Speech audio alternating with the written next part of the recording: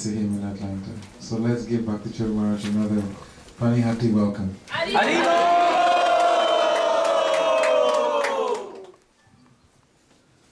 Should we give him another welcome? Yes. Yes.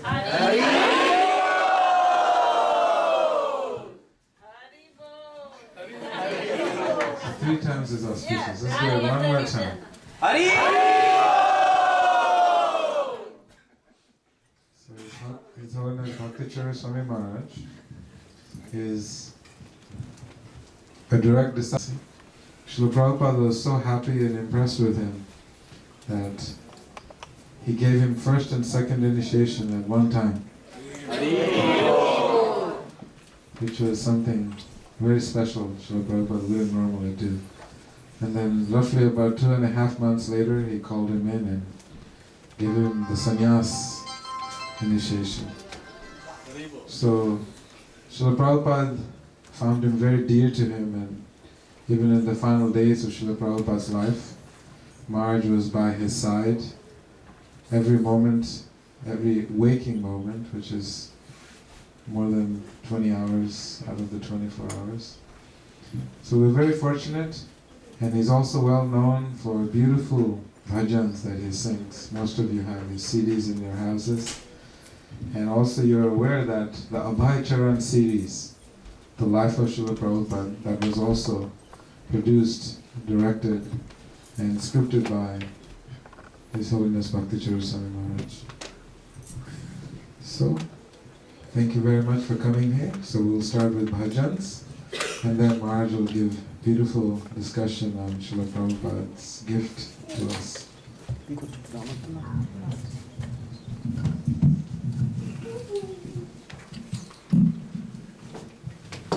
Some bhajan without coffee, some coffee was known as Gaura. And Gaura Guno Gao Shuni. Please sing the wonderful qualities of Sri Chaitanya Mahaprabhu and let me hear. What's the next line? Can you read it? Akhila Jibed. Maybe you can recite after me. Akhila Jibed. Eshoko Shagor. Nayono Nimeshe Shoshe. Okay. So Akhila Jive means of all the living entities. Eshoko Shagor means this ocean of suffering condition. An ocean of suffering condition. Just by a momentary Nayono Nimeshe Shoshe. Just by a momentary glance, he dries out that ocean of suffering condition. That means, just by a momentary glance, Sri Chaitanya Mahaprabhu eliminates all the suffering conditions of this world. How many of you think that you are suffering here? Oh, I have a very wise audience. Akhila Jiver Eshoko Shagor Nayono Nimeshe Shoshe. Okay, now you please repeat after me. Oi Premo Lesh Porosho na paile Porano Jurabe Kishe. If I do not get the touch of that love, how will my heart become satisfied? How will my life become content?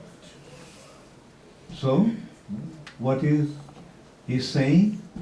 That Sri Chaitanya Mahaprabhu, just by his momentary glance, eliminates or dries out the ocean of suffering of this material nature. Now, if we do not get that love for Sri Chaitanya Mahaprabhu, then how will my heart ever be satisfied?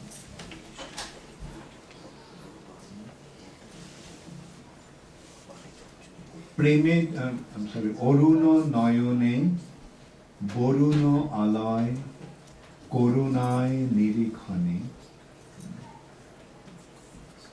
Chaitanya Mahaprabhu's eyes are red like the rising sun due to ecstasy. And tears are flowing in such a way that it seems that it is an abode of Varun. Who is Varun? Varun is the demigod who controls the water. As if it's so much tears are flowing from his eyes that it seems that it is the abode of Varuna. Oruno noyone, boruno aloy, korunai nirikhane. Very mercifully he is glancing. And modhuro alape, through his sweet words, akhare akhare, with every word, Shudha Dhara Bolishan, he is showering the nectar. When he is speaking, his speech is so sweet. It seems that every word of his speech is showering nectar. Preme dhalo dhalo, pulake puralo, apado mastakuto. Oh, I forgot to ask you. Okay, say, Preme dhalo dhalo, Preme dhalo dhalo, pulake puralo, Pulake puralo, apado mastako tonu, Apado mastako tonu. Apado mastonu means body. Apado mastaka. Pad means foot. And mastak means head. From his head to feet, his entire body is steeped in Krishna prema. Preme dhalo dhalo, pulake puralo, apado mastako tonu, Vasudevo kahe. Vasudev Ghosh, who wrote this song? Vasudev Ghosh. So Vasudev Ghosh is saying, Shato dhara bahe, with hundreds of streams, Sumeru Shinchito Jono. The Sumeru mountain, the golden mountain, is being inundated. So, do you think it's a nice song to sing? Yes. How many of you want to sing? Yeah. And how many of you have access to the song? How many of you do not have the access to the song? How many of you want to share with somebody?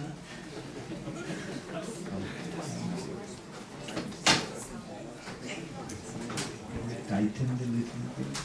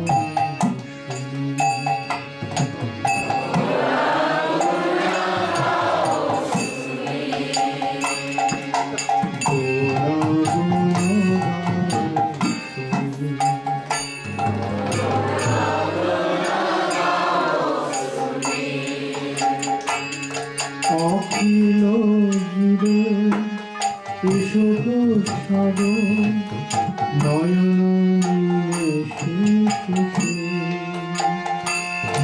অখিল জীবে শিশুকে নয়ন শিশুকে অখিল জীবে শিশুকে নয়ন শিশুকে অখিল জীবে শিশুকে নয়ন শিশুকে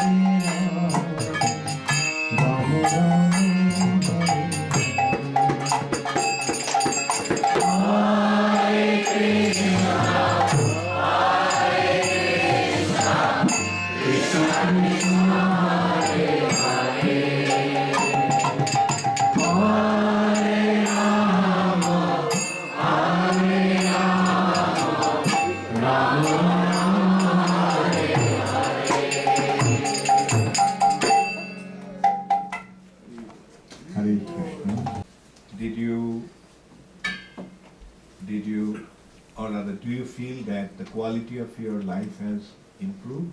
Yes. For better? Yes. Okay. So you are happy to be in ISKCON? Yes. By being in ISKCON, what benefits you are getting? Yes? Please, who wants to answer? I'm asking question. Whoever wants to answer, and then I'll ask you a question and I'll answer. Okay. So, you wanted to say? Association. Very good, association. And anyone else? Yes? More peace of mind. More peace of mind, very good. And? Abandon sadhu sangha. Okay, sadhu sangha. Decreasing material desires. Decreasing material desire. Very good. Yes? Goal of life. Very good. What is the goal of life? Go back to Godhead. Oh, okay. Very good.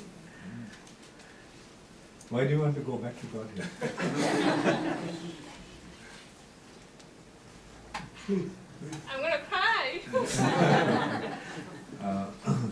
We want to go back to Godhead because we came from there. That's our home.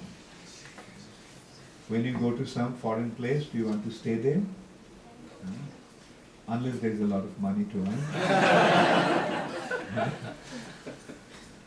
But don't you miss India? Yes. Why? Because that's your home. And although in America it's nice and everything, but I'm sure at some point you think it was so much better when we were in India. Because that's our home. Of course, that's the home of our body.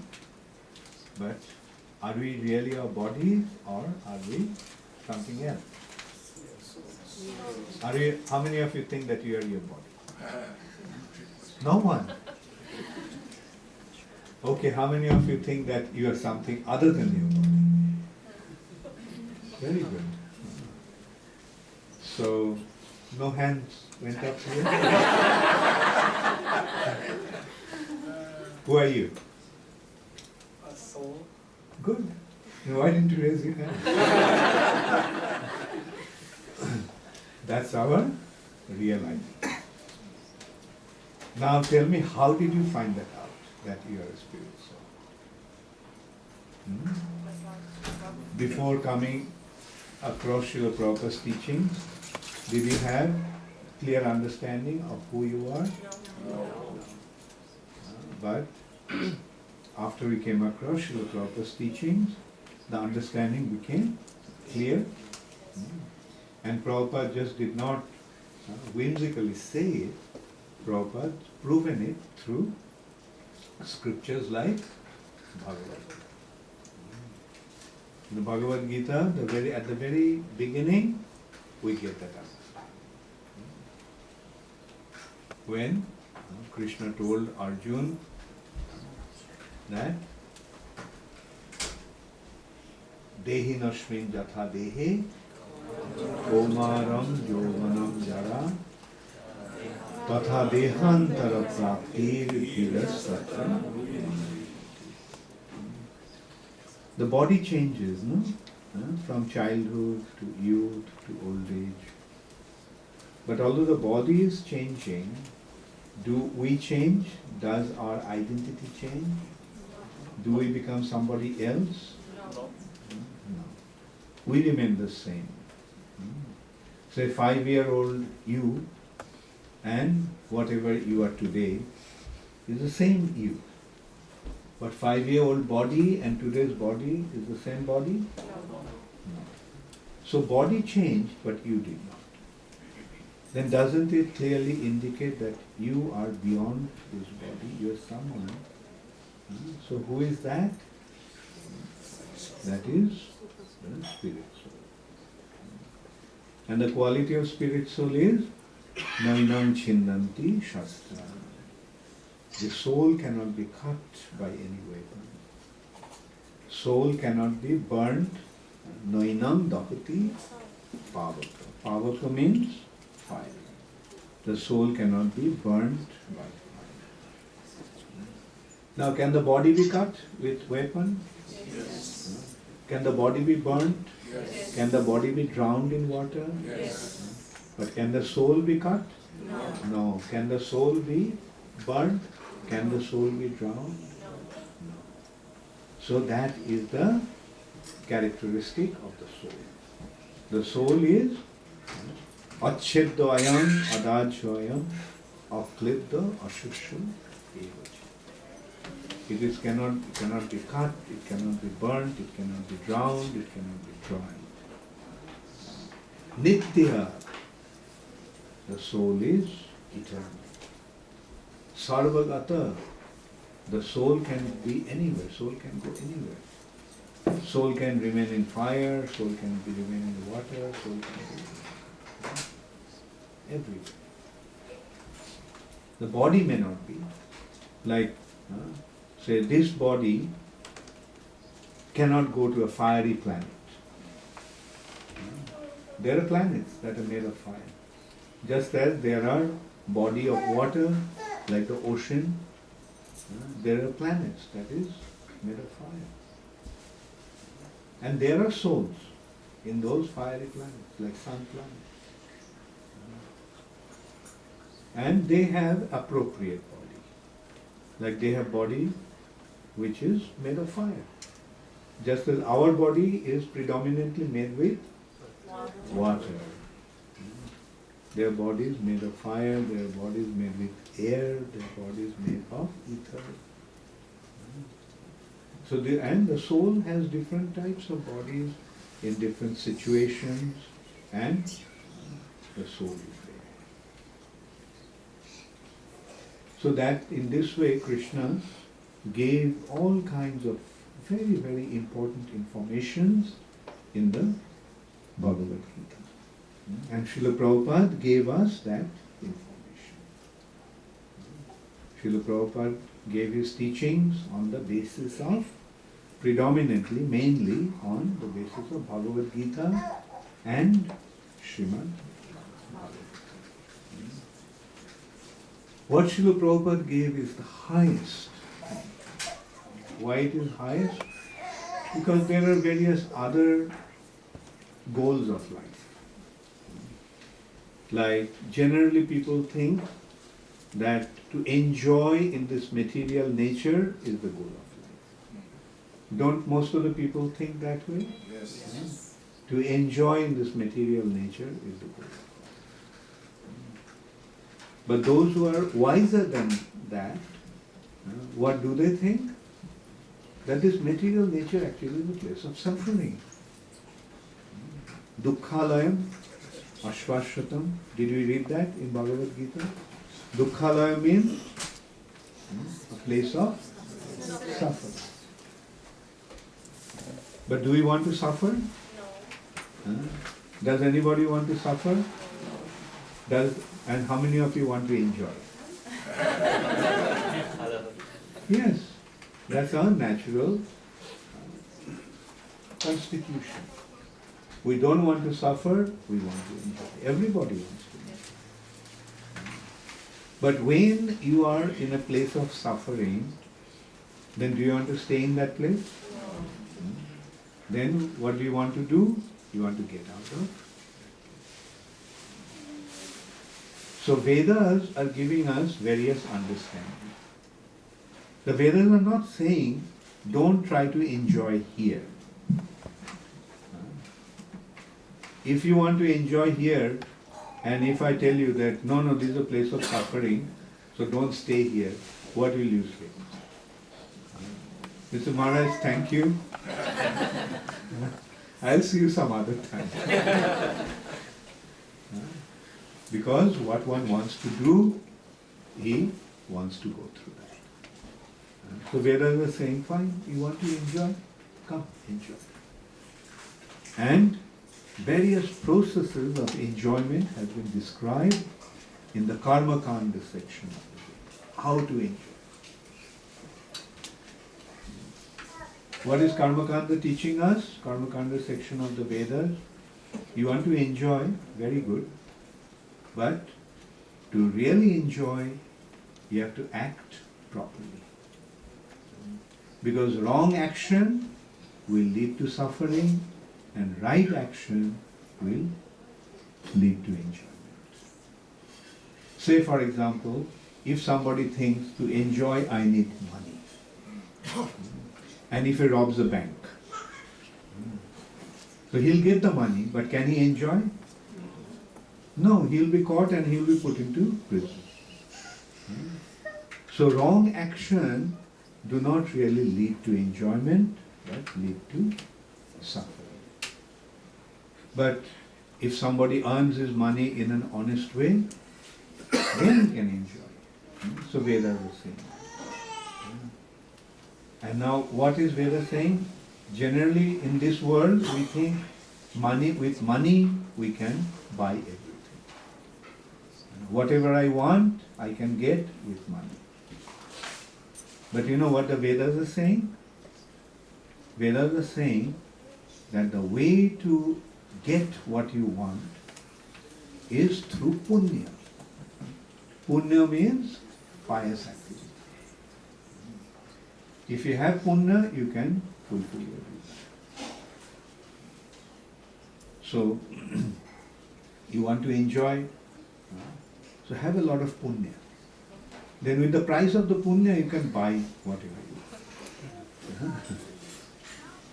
So, in general consideration of medium of exchange is money, but the subtle consideration of medium of exchange is piety or punya, pious activity. And Vedas are giving us the entire direction. Oh, you want to be a king? Okay, act in this way and you'll become a king. After you become a king, do you think you'll be satisfied? You'll think, I'm king of just a small kingdom. I want a big kingdom. Vedas say, fine. Perform these activities and he'll become a monarch. Still you are not satisfied. You want to be the king of the whole earth planet. Vedas said, fine. Perform these activities and you will be able to become the king of the entire earth planet. Do you think you'll be satisfied by becoming the king of the entire earth planet? Never. Then what will you think? Heavenly planet. Right? So Vedas says, fine. You want to become the king of the heavenly planet? You can become. Perform these activities. Then you can become the king of the heavenly planet. That's why the Vedas are considered to be a desire tree. From a desire tree, whatever you want, you can get. You can approach a desire tree and whatever you want, desire tree will get. Similarly, Vedas are able to fulfill all our desires. Therefore, Vedas have been compared to a desire tree. Nigama kalpataru. Nigama means Veda, kalpataru means desire tree. So then it is said that after enjoying in so many different ways, ultimately one realizes that there is no enjoyment, there is no satisfaction, there is no end to our desire for enjoyment. No matter wherever we are, whatever we get, we are suffering. We thought that when we are poor, if we become rich, we'll enjoy. We became rich, we didn't enjoy. We thought that, okay, if I have a lot of money, I'll be rich, I'll be happy. It didn't. So then finally, when one realizes that in spite of all my desire to enjoy, I am suffering. Why am I suffering? So that actually takes to the next stage of the Vedic understanding called the Jnana-kanda section. Why am I suffering? And that Jnana-kanda section leads to liberation. Karma-kanda section gives us bhukti. Bhukti means enjoyment. And Jnana-kanda gives us mukti, liberation. But then the question is, okay, a prisoner is in the prison, and when he is in the prison and he is suffering, he thinks that if I get out of the prison, then I'll be happy. So he goes out of the prison. But going out of the prison, does that solve all his problems? No. Because when he's out of the prison, he has to consider where to get the money to buy his food, where he is going to stay, how he is going to maintain himself. Therefore, just mukti or liberation is not enough. The consideration is, what should one do after liberation? That point, that discussion was very nicely presented by Srila Krishnadas Kaviraj Goswami in Chaitanya Charitamrita. It is discussion between Chaitanya Mahaprabhu and Sarvabhauma Bhattacharya. Sarvabhauma Bhattacharya Sarvabhauma Bhattacharya used to think that liberation is the goal of life. Many people, that Chaitanya Mahaprabhu also said the same thing to the Tattvavadis, the Madhva Sampradaya, Vaishnava. They also think that liberation, but not liberation, ordinary liberation, Vaikuntha liberation is the goal of life. Sarvabhauma Bhattacharya was thinking that Sajujya Mukti was the goal of life. Impersonal liberation. Anyway, so let us stick to this part, this aspect. Sarvabhauma Bhattacharya was explaining that concept to Sri Chaitanya Mahaprabhu. And for 7 days he instructed Chaitanya Mahaprabhu. And Chaitanya Mahaprabhu sat there listening without saying anything. Sarva Bhattacharya thought that does he understand? Is he understanding what I am saying? He doesn't say anything, yes or no. So he asked Krishna Chaitanya, do you understand what I am saying? Then Chaitanya Mahaprabhu said, well, I understand the Vedanta Bhashya, a Vedanta Sutra, the aphorisms of the Vedanta. But I don't understand your explanations of it. So Sarvabhauma Bhattacharya was surprised. He said, my explanations are to clarify the understanding of the sutra. And you are saying that you understand the sutra, but you don't understand the bhashya. Then Chaitanya Mahaprabhu said, your bhashya is not explaining the sutra. They are covering the sutra, the meaning of the sutra. And so then that led them into a discussion, arguments. Then Chaitanya Mahaprabhu asked Sarvabhauma Bhattacharya to explain one verse from Srimad Bhagavatam. That verse said, Atma Ramascha Munayo Nirgrantha api urukrame kurvanti ahoitukim bhaktim ittham bhutha gunau hari. Atma Ramascha Munayo. Munayo means the saintly personality, sages, who are enjoying in their spiritual situation. They have become spiritually enlightened. Nirgrantha, they are free from all attachments and bondage. That means free from attachment means liberated. These saintly sages who have become free from material bondage, who have become liberated, kurbanti ahoitukim bhakti. They render devotional service unto Krishna. So his question is, if liberation was the ultimate goal, then why these liberated souls are engaged in devotional service? So what does it actually imply? It implies that when one achieves liberation, then he becomes engaged in devotional service. Okay, this can also be exemplified in another way. The other way to exemplify it is like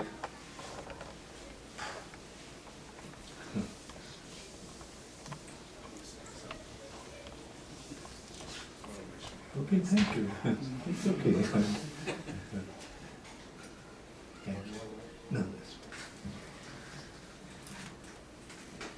So, okay, as I said, that one goes out of the prison.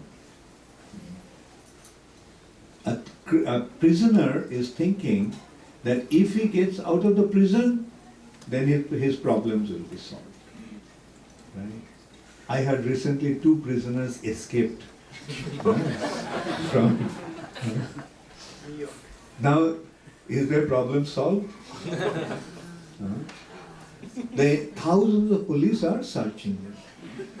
Right? And so consider how they are now. They're hiding, maybe in the forest. They don't have any food to eat. And when they are caught, what will happen? Their prison terms will become even more severe. So is just getting out of the prison the solution to the problem? Now, on the other hand, if that prisoner wrote to the, say, President or President of the United States, that I am sorry, I made a mistake, I broke the law, but I'm really, really sorry about that, and I promise that I'll never do it again. I'll become a good man, I'll become law-abiding citizen, I'll become your servant. So if he writes to the king in that way, then what will the king say? That this person is improving, is rectifying. And then he will tell the prison authorities that check this person out. He seems to be improving. And then will he be treated like a prisoner? Although he is in the prison, he won't be treated like a prisoner. And then eventually when the king feels that he has become completely rectified, corrected, the king will say, send him to my palace, I need some good servants. And then he goes to if he gets the opportunity to stay with the king in his palace. Now consider his situation compared to those who escaped from the prison.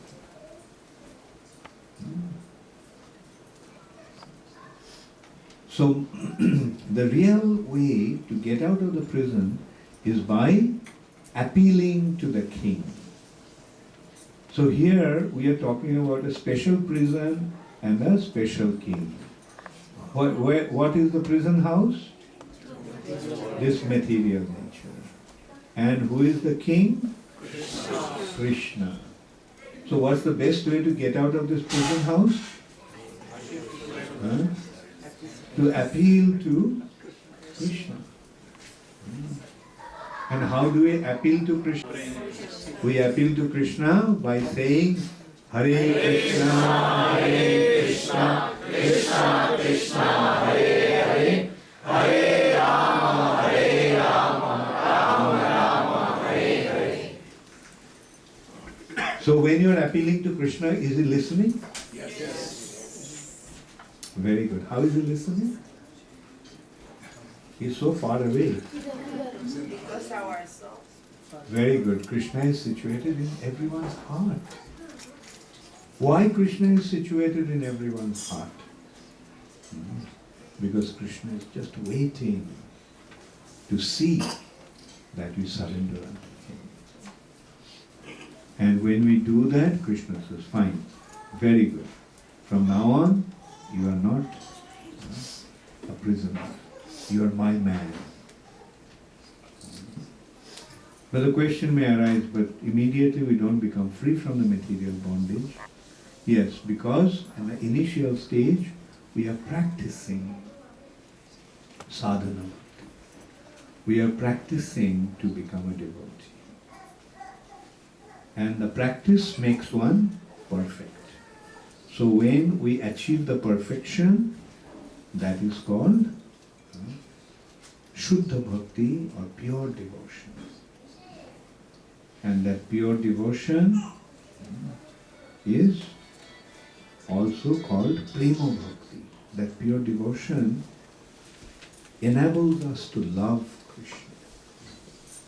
That love actually creates the bond between us and Krishna.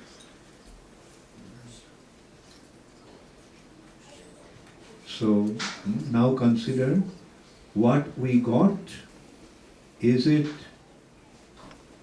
it beyond Karmakanda section of the Vedas? Isn't it beyond Jnanakanda section of the Vedas? Yes. And what we got is the highest gift of the Vedas called pure devotion. Chaitanya Charitamrita is saying there is this Karmakanda and Jnanakanda section of the Vedas are not at all necessary. They are like two pots of poison. Karmakanda, Jnanakanda, Kevoli, Vishero Bhando. Vish means poison. Bhanda means pot. These are the two pots of poison. Amrita boliya jiva khai. If one drinks that, thinking that that's nectar, mistaking the poison to be nectar, Kadarja bhakkhan kare, they eat all kinds of abominable stuff. নানা জনে ভ্রমণ করে, they transmigrate from one species to another species of life. They remain in this material nature, transmigrating from one body to another. তার জন্ম অধঃপতে যায়. Although they got the human form of life, their life is completely wasted. So now you realize what a wonderful gift we got from Srila Prabhupada. If we came in other ages, then you know what we had to do? We had to go to the Karma Kanda section of the Vedas, Jnana Kanda section of the Vedas, and then come to the devotional life. Just like normally, what do? You go to school, you go to college, you go to university, and then finally you become a PhD. But sometimes the PhD is awarded directly to somebody. He didn't have to go through the school, college, university.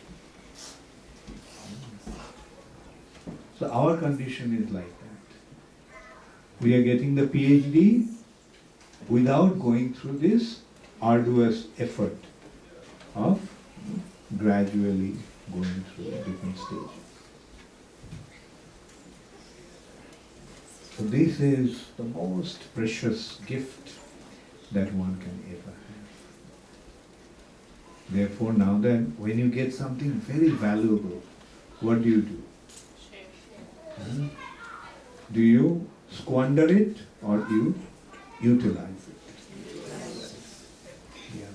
So now that you got this wonderful gift, don't underestimate it. Get full and wonderful of it. Thank you very much. All glories to Srila Prabhupada.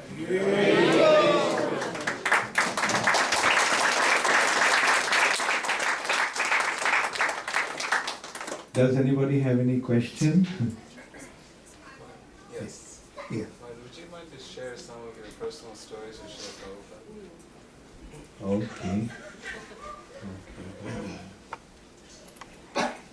Incidentally, I am writing a book on Prabhupada, my days with Srila Prabhupada. And the book is complete now, more or less.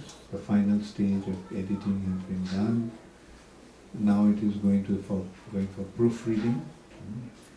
Anyway, so I just wanted to mention that. Okay, now that you asked me to say something about my days with Srila Prabhupada, okay, I'll try to share some of those memories.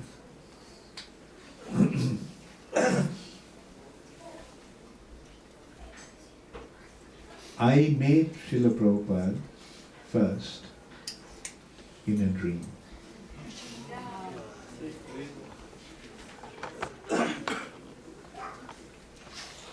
I was in Europe, I was in Germany, and when there I began to appreciate the glory of India.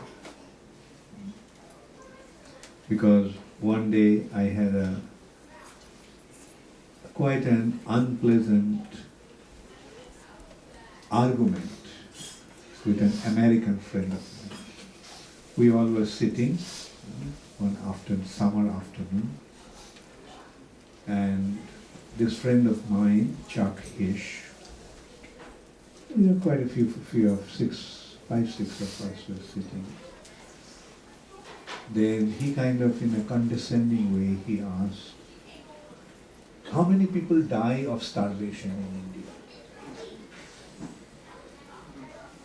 So I told him that I've been born and brought up in India. I haven't seen anyone dying of starvation. That led to the thing. He said, come on, everybody knows that people die in India of starvation. And he was trying to point out that India is such a poor country, and I was trying to defend, no, India was not poor. If India was poor, then why Columbus wanted to take so much trouble to discover India? Does anybody want to go to a poor country? You all know that, right? Yes. When Copernicus proved that Earth is round, then Columbus thought that if Earth is round, then if I go west through the waterway, then I'll land in India. Previously they used to go to India over the land route. Why they used to go to India? To earn wealth. Anyway, this kind of I tried to prove that, and then, but that actually made me realize that how little I knew about India. So then I started to read books. I got some books. I got a friend of mine in Calcutta to send me some books about India's spiritual glory. And he sent me a book written by an Englishman. It's a book called A Search in Secret India by Paul Brunton. I was a little disappointed. Do I have to hear about the glory of India from an Englishman? But I was really impressed when I started to read that book. Paul Brunton was a journalist who went to India on an assignment, and he was very much impressed with Indian spiritual culture. Then eventually he became a disciple of Ramana Maharshi. Anyway, then I started to read, he started to send me more books, and that time actually I read many of Vivekananda's books. He sent me. And it's quite impressive. I remember reading Vivekananda's Raja Yoga, and all those books are quite impressive. And anyway, so I started to read, and then I realized that just trying to aspire for material prosperity in the West cannot be the goal of life. The goal of life now is to go back to India, to find a guru. And I thought that as soon as I go to India, I'll find a guru. Because India is full of gurus. But I was very disappointed. I saw that all those so-called gurus.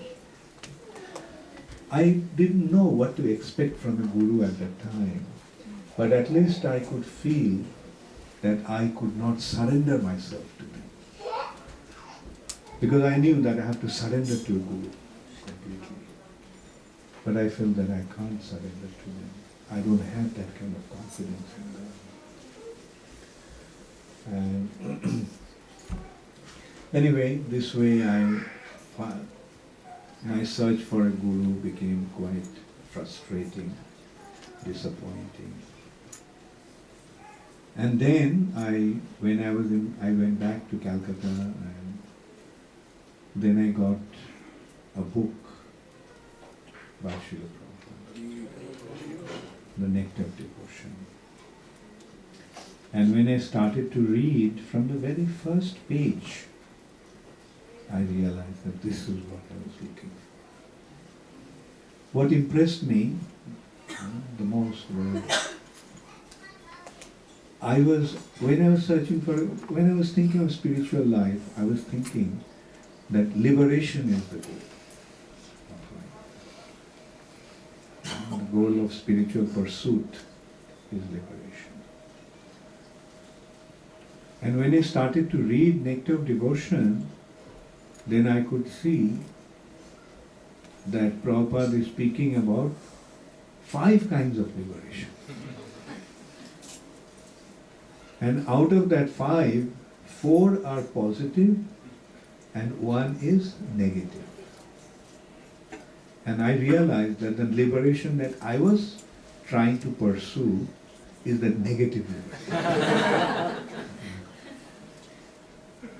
And then the next thing that impressed me the most is that God is a person and He is Krishna.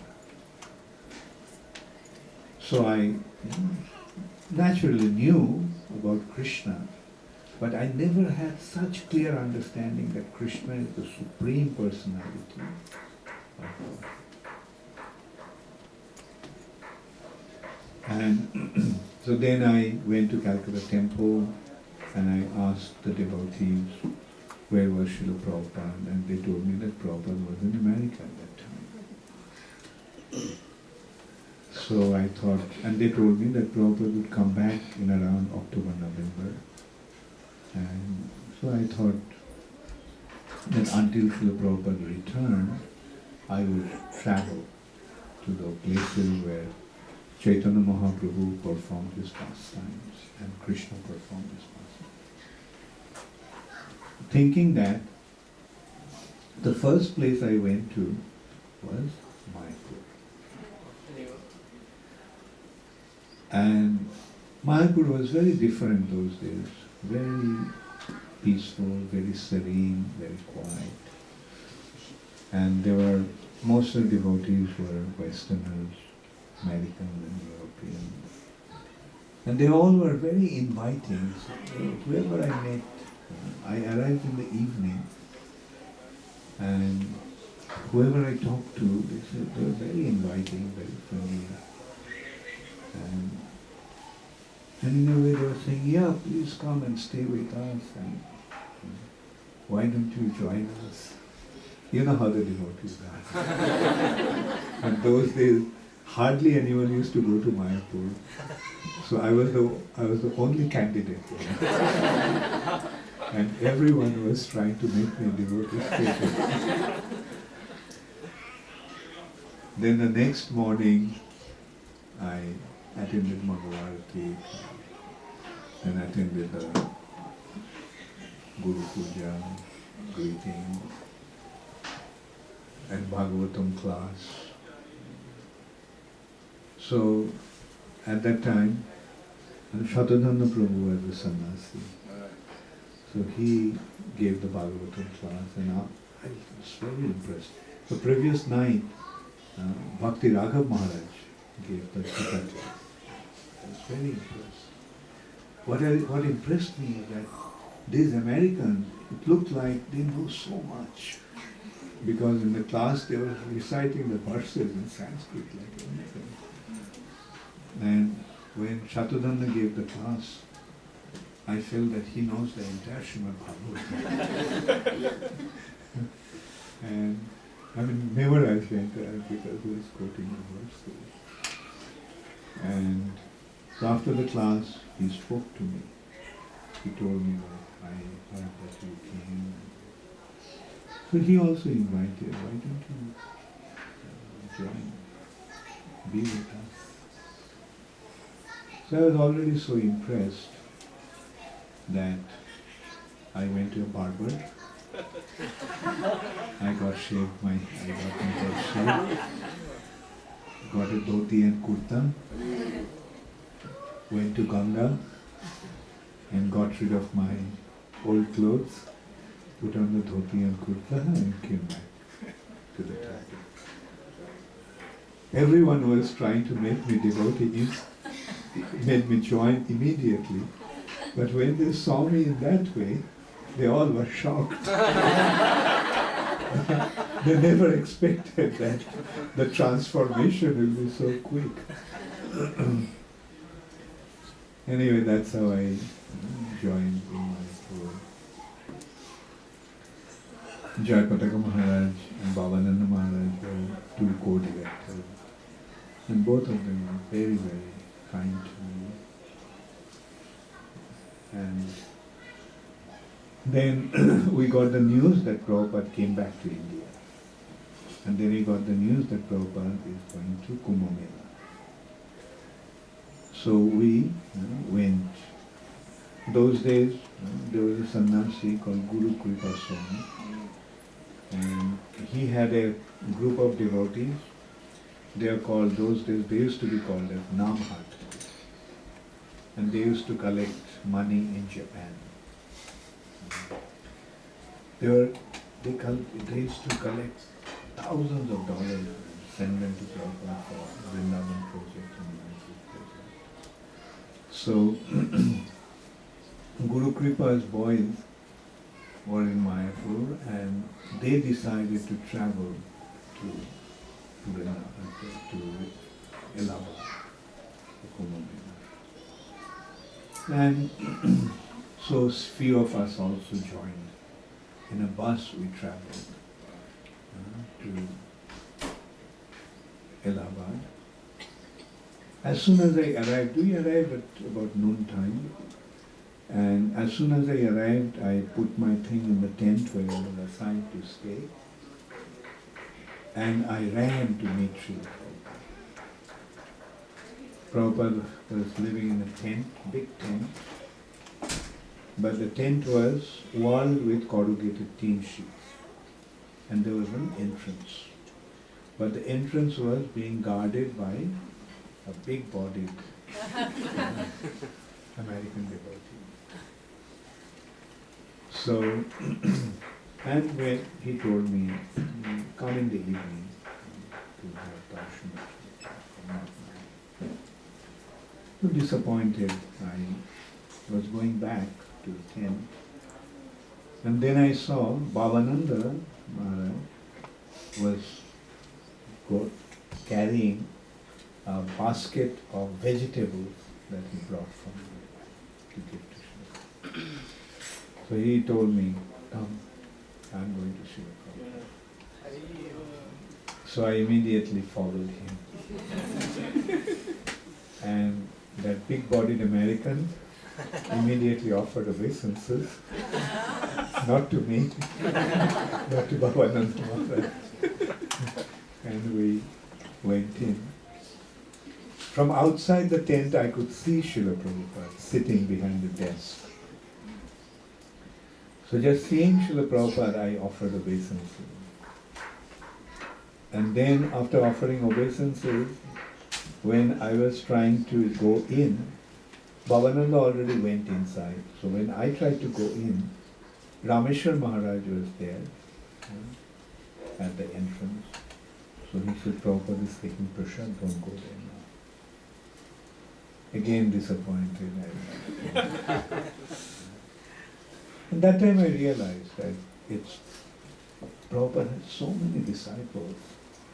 Prabhupada had thousands of disciples. To see, everyone must be wanting, dying to meet Srila Prabhupada.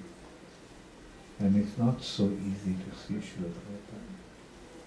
And so I decided, okay, I won't make any effort to go close to Srila Prabhupada. I've been told that in the evening Prabhupada will give darshan, I'll come and have the darshan with the rest of people. And that's what I was doing every evening. I was coming, listening to Srila Prabhupada's lectures, and during the morning time, Guru Puja, we used to come, and sometimes Prabhupada used to give Bhagavatam class. So I was just enjoying that way. Then one morning we got to know Prabhupada was leaving Kumbh Mela, because Kumbh Mela was very noisy. And Prabhupada could not translate, and he couldn't even sleep also. It was so noisy. So Prabhupada decided, all of a sudden one morning, Prabhupada decided to leave. So I got the news. Prabhupada would leave. I didn't take it that. I thought, okay, well, Prabhupada wants to leave. But then Bhavananda Prabhu came and he told me Prabhupada is leaving today for Calcutta. I told him, yes, I heard. And he told me that one carriage, railway first-class carriage has been hooked into a Calcutta-bound train where Prabhupada will be traveling, and a few devotees will be traveling with Srila Prabhupada. and I have been included in that group. I mean, I started to dance in ecstasy hearing that. And I'll be traveling with Srila Prabhupada in the same train. And at night the train started. The next morning I was chanting. It must have been around 6:37 in the morning. And Bhavananda comes and he tells me, come, I'll take you to Srila Prabhupada. Now all this while I was dying to meet Srila Prabhupada. But now that this opportunity came to meet Srila Prabhupada, I felt that I'm totally unqualified to go meet Prabhupada. And all kinds of thoughts were just flushing across my mind. And Prabhupada will see all the dirt I have in my heart. And Prabhupada really will not accept me. Bhavananda really could understand what was going on in my mind. So he just caught me by my hand and dragged me through the corridor and opened the door of the compartment and pushed me in. And I fell flat, also in the racing seat. When I got up, I saw Prabhupada was looking at me. And then Prabhupada motioned, sit here. In the first class compartment in India, there are two seats, two rows, one facing each other, they're facing each other. In the other seat, there was Rameshwar Maharaj, Bhavananda Maharaj, Jayapataka Maharaj. And Abhiram Prabhu was the temple president at that time. He was sitting on the floor. And Prabhupada was sitting in the other seat. And Prabhupada asked me to sit on his seat next to him. So I said, Prabhupada, I would rather sit on the floor. Prabhupada said, no, sit here. And so one blanket was spread over that seat, so I folded the blanket and sat in the corner.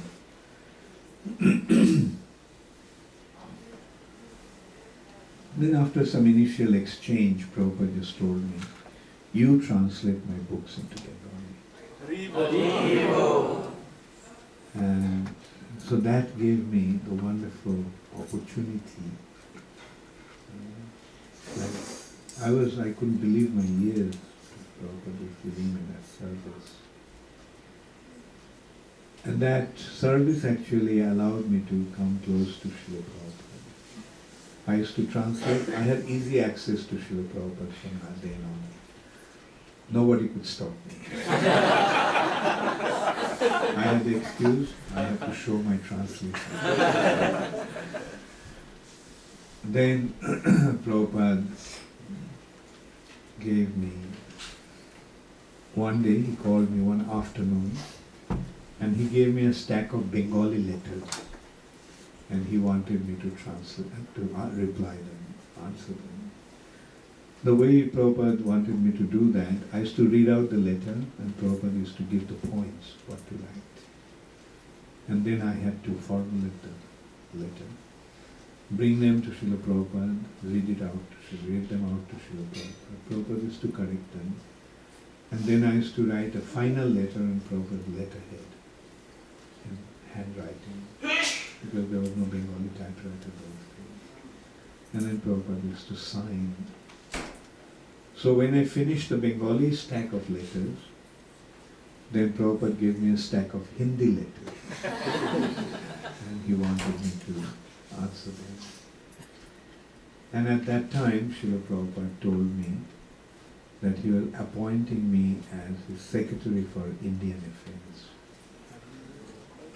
And Tamal Krishna Maharaj was Prabhupada's secretary at that time. So Prabhupada called Tamal Krishna Maharaj and told me about this appointment.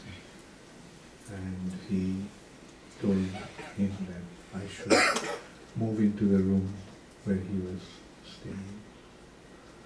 So that gave me the golden opportunity of coming very close to Ramakrishna Maharaj, he was a wonderful devotee. And then I got the service to attend Srila Prabhupada, be with him. And eventually I started to cook for Srila Prabhupada. And so this is how I had this wonderful opportunity to serve His divine grace. So I want to just end now with one anecdote. One day I took the letters to Srila Prabhupada for him to sign. When Prabhupada was having a massage on the roof of the conch building, and Prabhupada signed the letters and he was having a massage. Hari Sauri Prabhu was massaging him. Every morning Prabhupada used to have a oil massage. So I thought I'll just sit and be near Srila Prabhupada. So I was sitting there and Prabhupada started to speak to me. And Prabhupada said, offer this life to Krishna. And then he explained how this material nature is a prison house.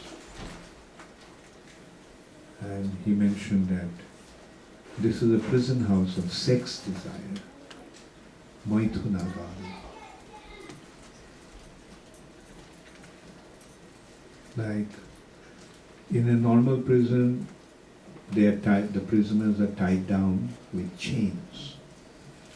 But in this prison house of material nature, everyone is tied down with the chain of sex desire. So in order to become free from this material bondage, one has to overcome his sex desire. And then Prabhupada told me, don't get involved with any woman. Prabhupada spoke for a long time explaining about the condition of this material nature. And then finally Prabhupada told me, just offer this life to Krishna. Even if nothing happens, what is the loss? It is just one life out of so many. So just offer this life to Krishna. And that was such an enlightening encounter with Srila Prabhupada. And as Vedasara Prabhu mentioned, that soon after that Prabhupada gave me sannyas. And in this way I feel very thankful to His divine grace that He so mercifully situated me on the spiritual life with His instruction to offer this life to Krishna. And still trying to do that. Thank you very much.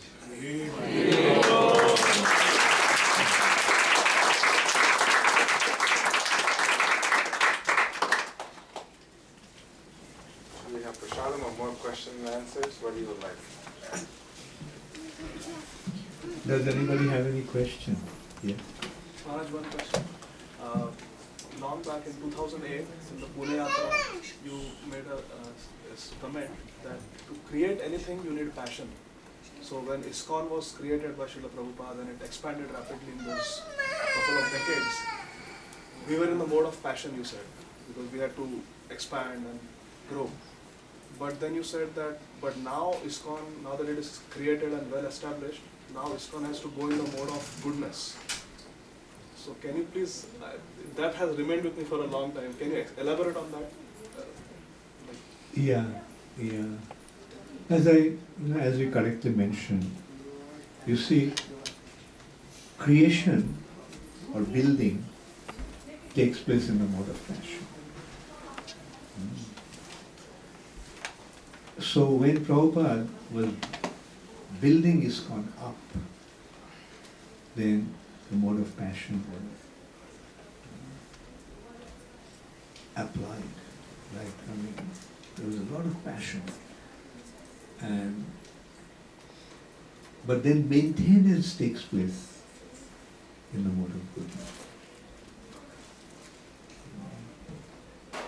So that's what, like I was pointing out that ISKCON actually needed now to become situated in goodness, to maintain. Prabhupada said, just maintain what I gave.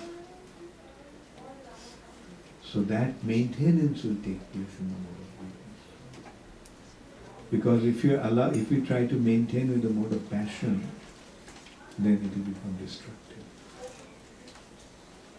Creation, as long as creation is there, it's in the mode of passion.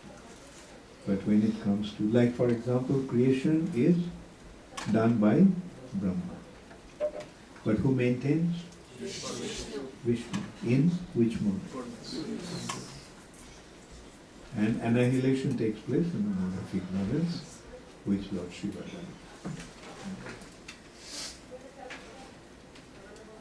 Does it answer your question? Yeah. So what are the characteristics? That, how do we know that now ISKCON is Okay, good? I will.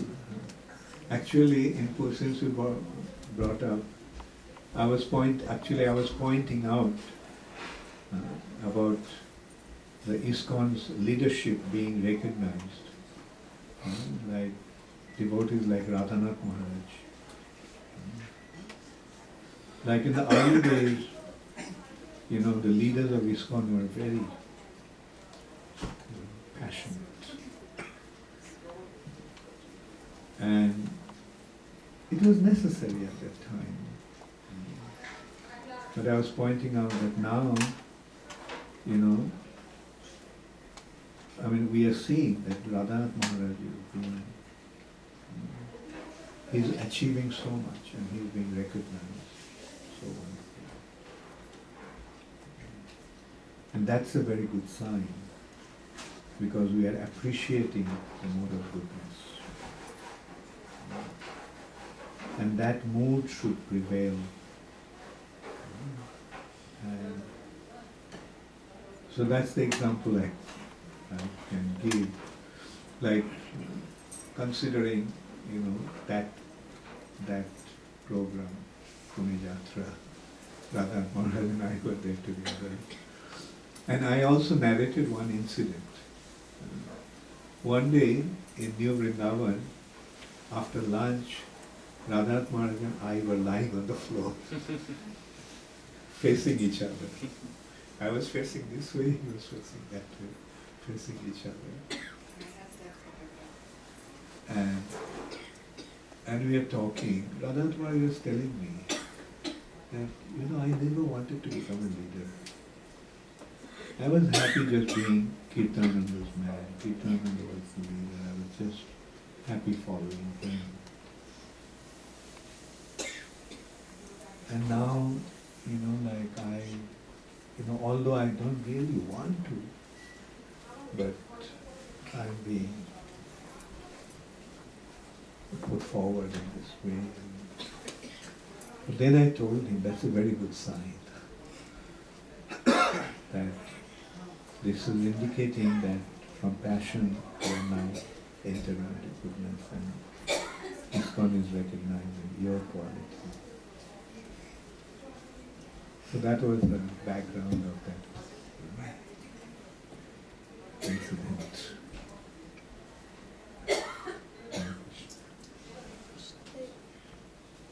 Any other question? Okay. So we can sing this song again? You have the copy?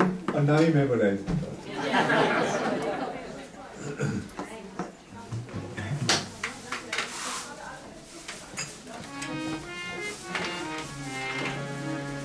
প্রেম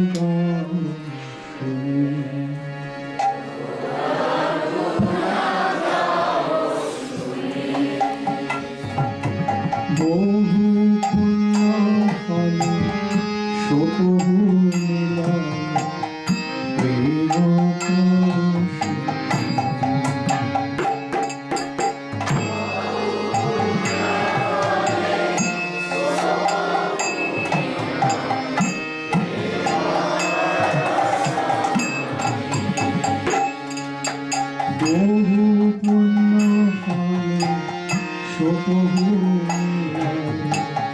প্রেম পরশ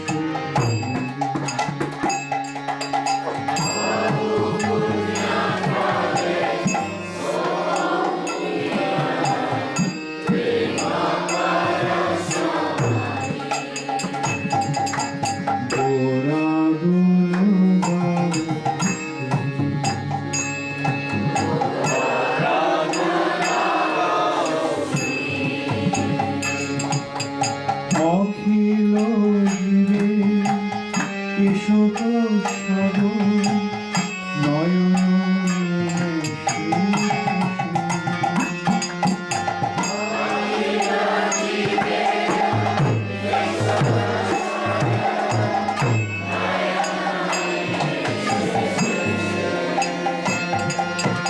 অখিল জীবে কৃষক সাগর নয়ন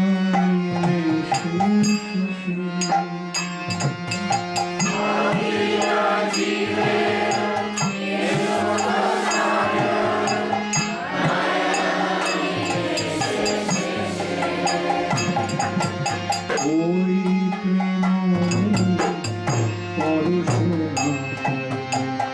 পরানো জোড়াবে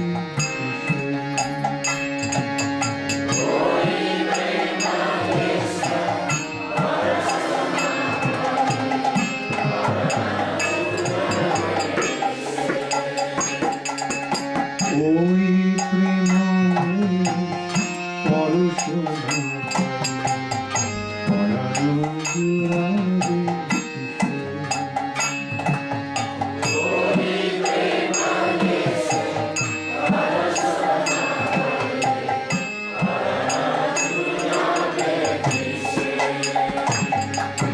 গোরা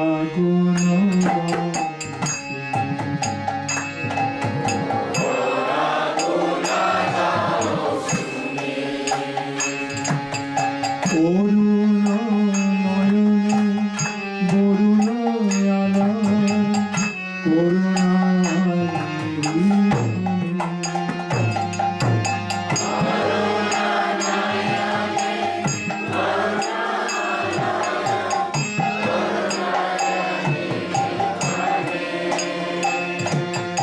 অরুণ নয়নে বরুণ আলা করুণায়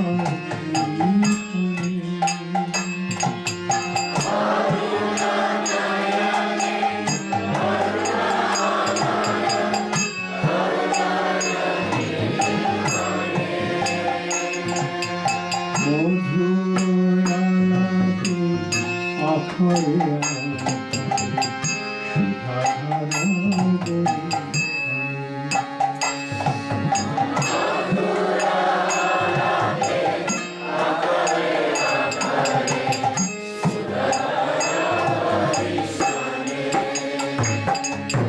মধুর আলাপে আখরে আখরে সুধাধারা বলি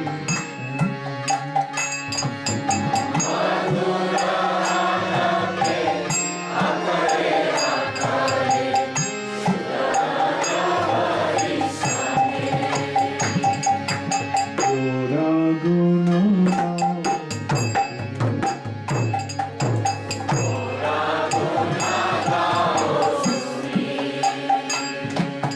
প্রেমে ভালো ভালো পুলকে পুরানো আপাদ মস্তক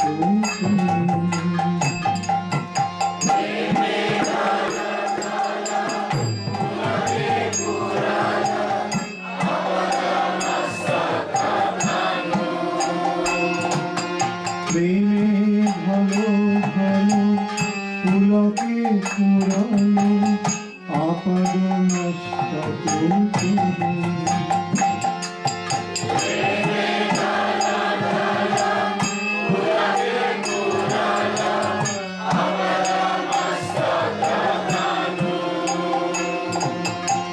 বাসুদেব কবি শতধারা সুমেরু সিংহিত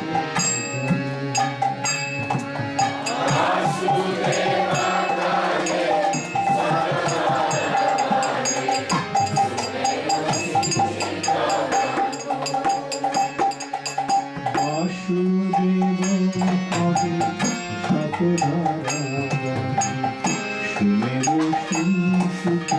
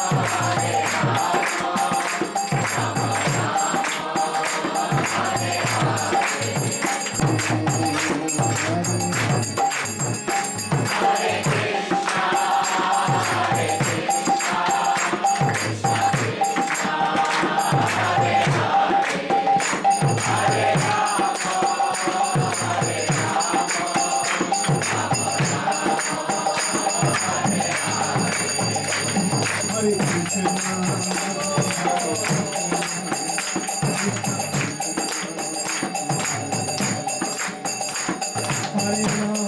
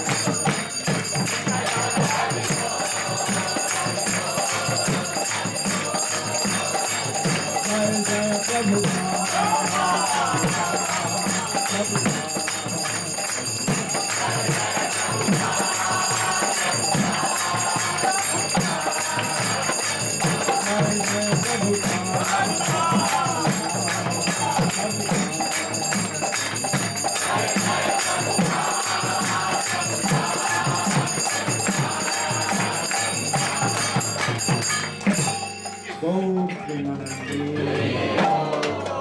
Srila Prabhupada ki Jai. Namo Om Vishnu Padaya Krishna Krishnaya Bhutale Srimate Bhakti Vedanta Swami Niti Namine Namaste Saraswati Deve Gauravani Pracharine Nirvishesha Shunyavadi Srila Prabhupada ki Jai. Samoveto Bhakta Vrinda ki Jai. Gaur Premanande. Thank you very much. Harinam Sankirtan Yagya ki Jai. So this will continue tomorrow morning with Maharaj will be giving the Srimad Bhagavatam class. So most of you have work, but if you can make it, this is a great opportunity to get some association. He doesn't come around very often. We're hoping he'll come, make this a destination once a year. So, Bhagavatam class, please, it's at 1 o'clock, 8 o'clock. And then in the evening, we'll have Gaur Katha in the house of Sachiprana Gaura Hari. And that is in Smyrna. So please look at your emails and look on our website. You'll have the address. We also want to request you to please come on time because today it was my fault. I took Maharaj on a detour and I took him to Stone Mountain Park before bringing him here because I called. There was only 20 devotees here. So then I said I didn't want Maharaj to wait, so I had to take Maharaj on a detour so we can have more association. So program will start at 7:15 tomorrow evening in Sachiprana Gaura Hari Prabhu's house. It will be Gaur Katha and starting with bhajans, and Srimad Bhagavatam class again at 8 o'clock. in the temple room. And if you're not able to come because you have no way to get out of your work, you can always get online and hear it online. Srila Prabhupada ki jai. Please go in the back. We have prasadam lined up for you. Please enjoy prasadam.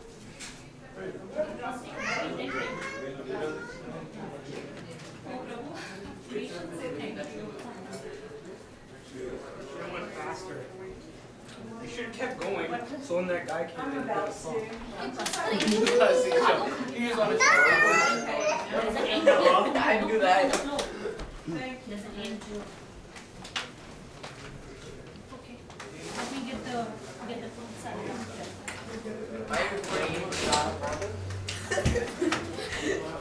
How much is everybody eating?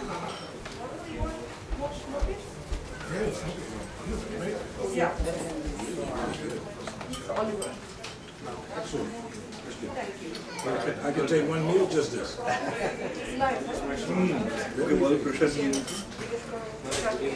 Will you use boil? How do you do? No, just a little olive oil. Just try it. Olive oil? Stir fry.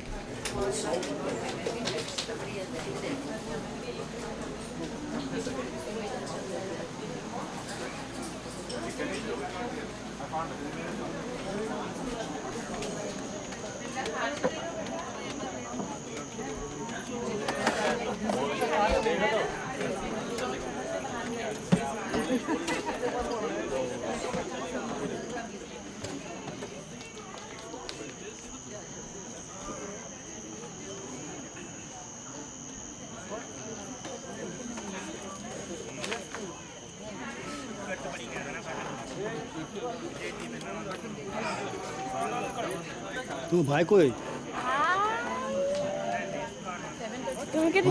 भाई कोई हाँ भाई कोई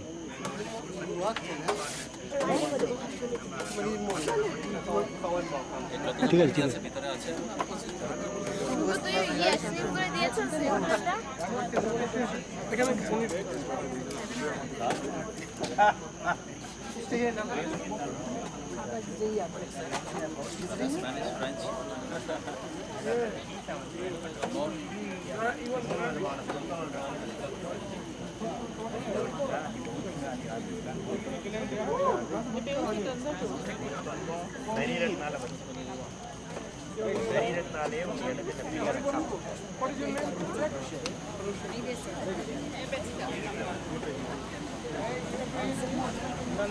બધું સારું છે સરસ છે બહુ સરસ છે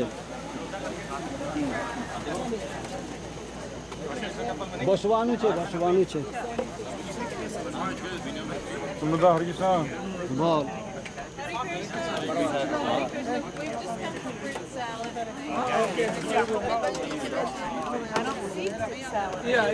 It's on this side, not the end. अरे कृष्ण सामने ले चल रहा हमरा थैंक यू भाई And the hope, huh?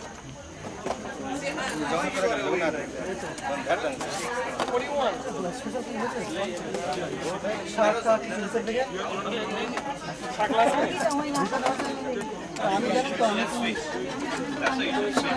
আমার কিন্তু তিনখানা প্লেট লাগবে রেকর্ডিং হচ্ছে আপনি দেখতে বললাম এই এখন এই দাও আমরা